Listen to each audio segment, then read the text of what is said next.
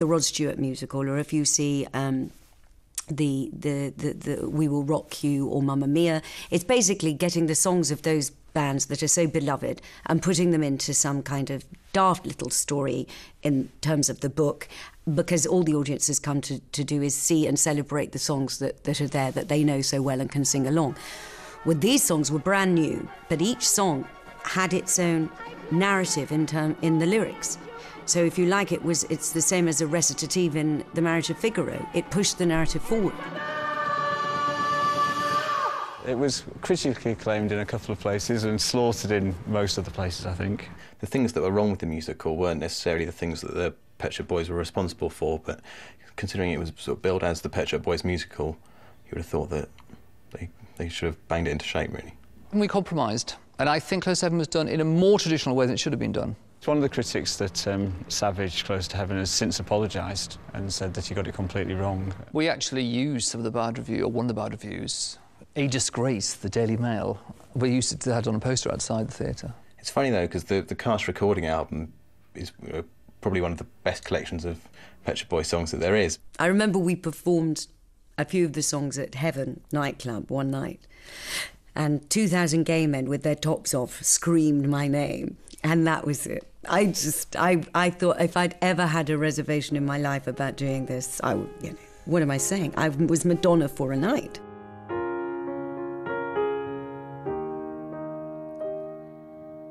An inspirational tirade against me, how to explain my life.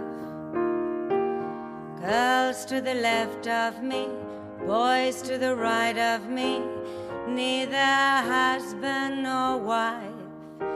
Though the days are filled with pain, there is no one who'll explain why I am coming under friendly fire, shot in the fatal cause of rock and roll. But there's nothing, really nothing.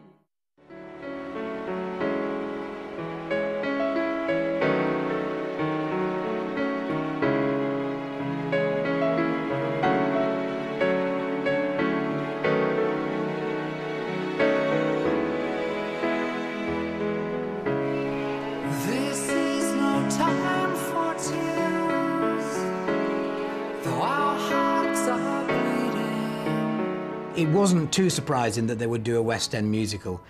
I think I've got to say, hand on heart, that I was very surprised that they decided to stage Battleship Potemkin in Trafalgar Square with a full orchestra. I think that was something that you probably couldn't predict.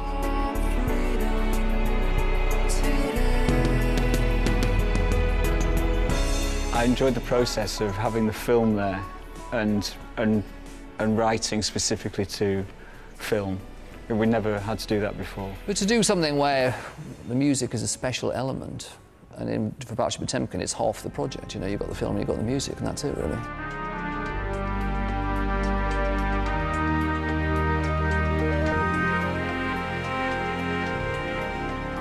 There's a track on that which I think is one of the best things we've ever done, which is called After All, which is the Odessa Step sequence. It's a sort of an anti-war song.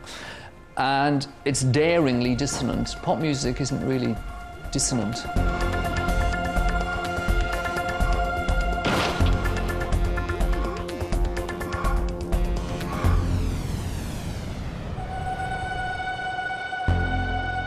I was, stood in the crowd on that, rainy evening and watching this incredibly serious Russian arts film and listening to Pet Shop Boys music, and I thought, well, only the Pet Shop Boys could actually, bring all of these people together.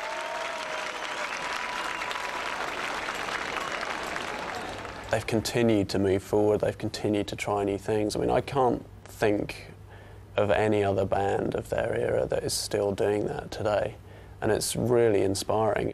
Well, there's this Swedish duo called West End Girls. I'm Isabel. I'm Rosanna.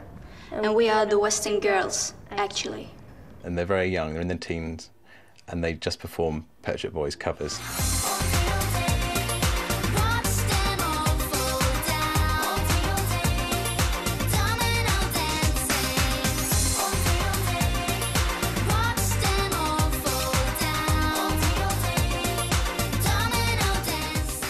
Isabel has always sings, and I always play the keyboard, so since we were 8, I think. Yeah, we have never fight about who been Chris and who is Neil, because I really like to sing, and Neil sings, so. On our last album release, there's a song called The Samurai in Autumn, which came from a review of us, because we were wearing these wigs and things, and the headline in Germany was The Samurai in Autumn, and the lyric is, "It's not as easy as it was, or as difficult as it could be for the samurai in autumn." And that was me writing about me and Chris in 1999 or 2000 or something. And that's true. It's not as easy as it was, or as difficult as it could be. Must I, Neil Tennant, spend the rest of my days in this pet shop? No, because I have just met Chris Lowe, purveyor of electronic music. Hit it, Chris. Each album starts with the same thing, which is a CD or a cassette of a bunch of finished songs. And then what we want to do is try and realise them fully, make them better than they are, because they're normally quite complicated demos. The new album, Fundamental, it started off and it was going to be very minimal and very electro. And it started off like that, but it just grew.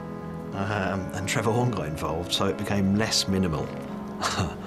It was just a question of really on this record how far they wanted to go. I don't think there's any reason why Tennant and Lowe shouldn't be regarded in the same sort of breath as Lennon and McCartney, really, in terms of a kind of British songwriting duo who've kind of pushed the boundaries and, you know, had a huge influence on people. We became friends first and then started the songwriting. And yeah, I know a lot of people find it weird that various members in a group can actually be friends as well, because it seems to be the norm now that groups come together professionally and don't get on socially. Whereas I find that situation odd. I think it would be odd not to get on with Neil and socialise with Neil. Was it 20 years? Most people don't last 5 years, and let alone they've gotten better. I mean, I hope to follow in their footsteps, because all those things that they do are the things that I want to do. Ultimately, what we set out to do was to create our own world, was to be separate from other groups, to not be tainted by the whole thing. And I think we've been reasonably successful in that objective. I think we've created a world where we do things the Pet Shop Boys way. Beautiful tunes, intelligent lyrics, and all my favourite chords. I think the new album, Fundamental, is incredibly Pet Shop Boys in terms of the musical styles and moods, in terms of the lyrics and what the songs are about. We aim to be pop-tastic, I suppose, whether we succeed or not. And sometimes we disappear along the way, but yeah, we want to be, yeah, great pop music. It's a friend of ours said to a magazine, in fact, she says, oh yes, she says, I know what you do, depth through surface. The greatest pop act of the last 20 years. Almost as good as Erasure. No? I know that'll wind them up something wrong.